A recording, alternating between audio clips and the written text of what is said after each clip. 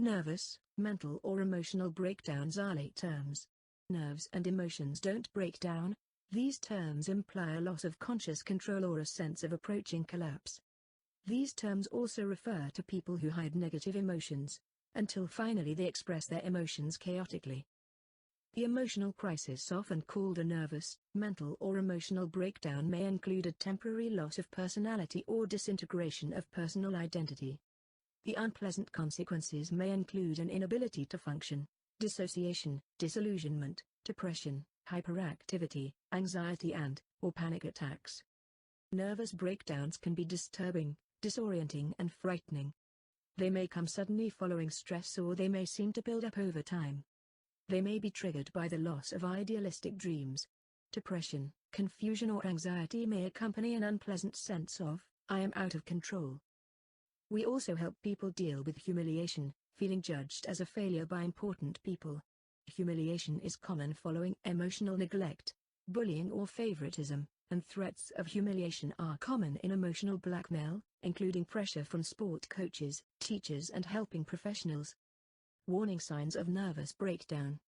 Some warning signs can alert you that someone might be experiencing an emotional crisis or relationship breakdown, and may benefit from immediate help or attention.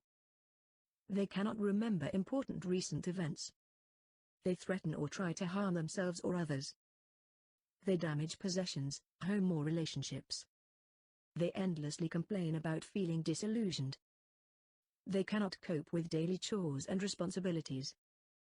Their words make no sense, sometimes called word salad. If you see any of these, consider calling a crisis helpline or other source of help. Many cities have suicide or crisis hotlines.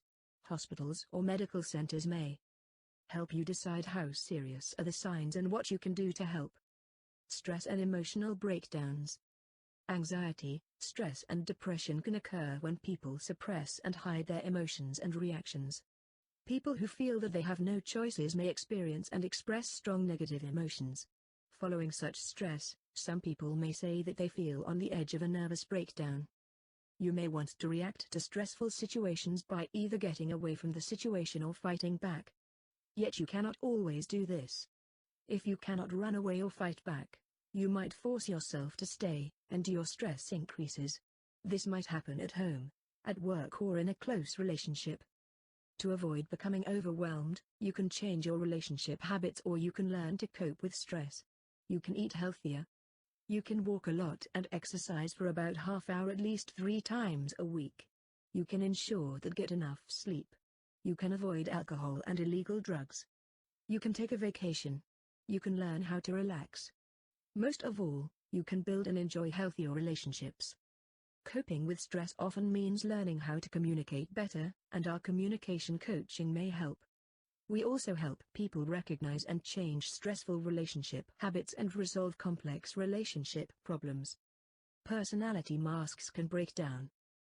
People we have met who broke down often appear to be either super people-pleasing and/or super responsible. A people pleaser may obsess about being nice and not offending anyone. Super responsible people may be perceived by others as control freaks, perfectionists or workaholics. Perfectionists usually obsess about imperfections.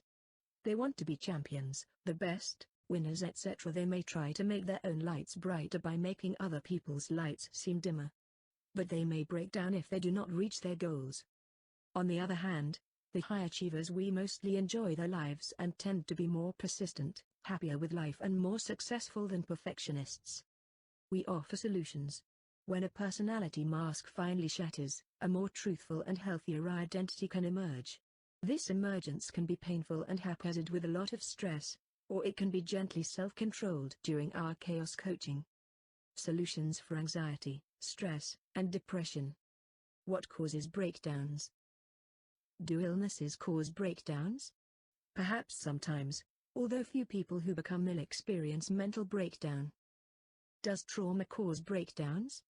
Perhaps sometimes, although few people break down during trauma, even those who suffer extreme trauma.